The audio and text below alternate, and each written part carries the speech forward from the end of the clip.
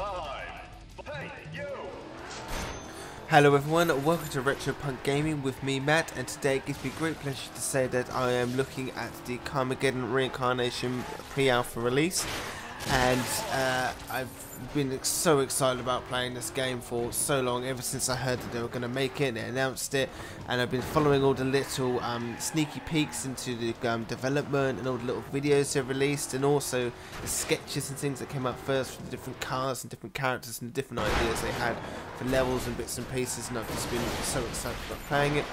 Obviously last Friday I went and played the first one, went back and had a look at that just to remind myself of 17 years ago when the first one came out and how much I enjoyed playing that game, and also to hopefully see some of the similarities between the first game and the game that we've got with us today. So let's crack on and have a look at it. So the UI sorts of things are quite similar to before, and I think this is another thing of them, you know, sort of echoing the first game. You've got the little dismembered hand, which is like, you know, wiggling around the screen. No blood splattering, which I'm a bit, you know, sad about, because that's what every guy wants, is just you know, dismembered hand just flicking blood everywhere all over the screen.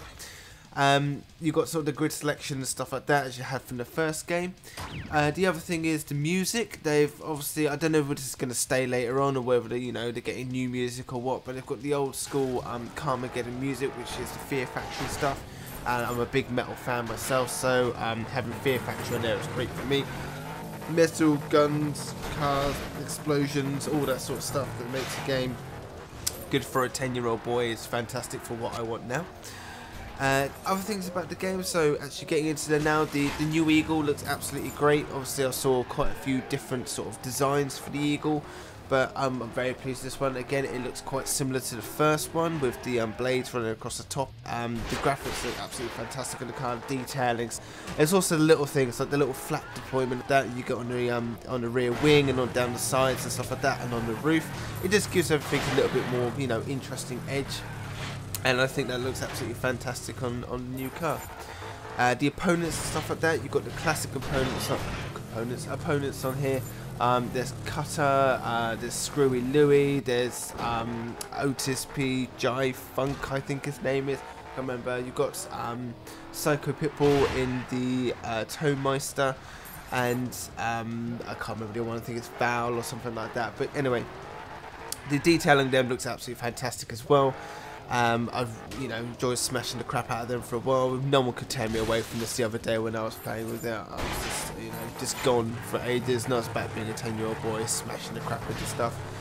The general gameplay is obviously, I think they have got back to their roots quite a bit on this. I don't know whether this will be changed later on in development, but obviously you've got the classic 3 ways to win. You can either smash the shit out of your opponents like I usually do, race to win like a loser, or kill all the zombies or the people and stuff like that, which is just sometimes very, very tedious. So we'll have to wait and see whether that changes in the future. But for now, I'm quite happy with what they've got. Just, you know, smash the crap out of each other. That's fine with me. Another thing with this game is the power-ups. So they've got, you know, the classic sort of way of getting power-ups, which is to collect the barrels. You get the power-ups in that and you can use them. But also in here they've got ability to bind a power-up that you can select from the menu. Bind that to a hotkey, and therefore you can use that power-up. I believe you have to pay for it. Haven't looked fully into that, but I will do next time. The damage in this game is it's absolutely superb. Obviously, you know, sort of the ability to make more destructible cars and things like that has only come in the last few years in terms of being able to actually have graphical capabilities and power to be actually do those sorts of things. The original game said that, you know, you could smash your car up and stuff like that, and it was destructible. But obviously when you crash in this game, sort of like you can lose panels, bits will fly off. You lose wheels and things as well. So, you know, it's and also your car can be a lot weaker than it was in the old games. It just seems to be a lot more fragile. You know, it's a bit more realistic. The driving as well is probably a little bit more realistic. If you've ever played the first game, which I'm sure most of you have watching this video, then you'll probably see that it was like driving on sort of slick tyres the entire time, like oil grease tyres or something like that. You couldn't turn, basically. You drive along and you'd brake and you'd turn, and then when you hit a wall you'd actually be able to change direction Whereas this game you can actually brake, turn, and actually get back in there, so it's a bit more realistic. It's a bit easier to play, so it just makes the game a little bit more enjoyable as well. The other things on here are the police. They've got new cars. I think they're really happy about it because they just smash the shit out of you even more. They seem really aggressive as per usual. They've got similar sort of cars they had before, obviously just updated graphics. So it's still got a little minigun on top. Maybe at some point there'll be some sort of challenge where you have to dodge them with the minigun, with just gunning the crap out of your car or something like that. But we'll have to wait and see. At the moment though, I think, the world texture and things like that, obviously nothing's finished, nowhere near finished or anything like that, but so far I think it looks absolutely fantastic.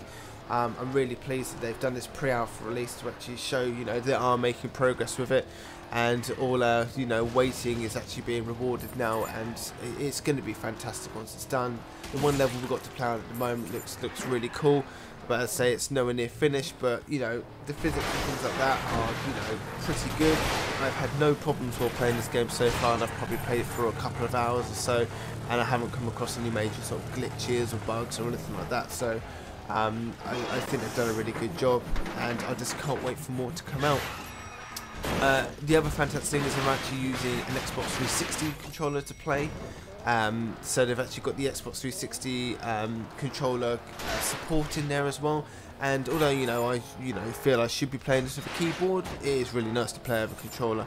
So that's basically all about the pre-alpha release for now. Obviously I'm going to be following this as it continues through its development stages, and I'll probably it'll be an on-running thing where I just keep coming up with like the new bits and pieces they've added in as soon as they do it, and I'll be following this project all the way through completion because I just can't wait to play the final completed polished product. It's going to be absolutely fantastic.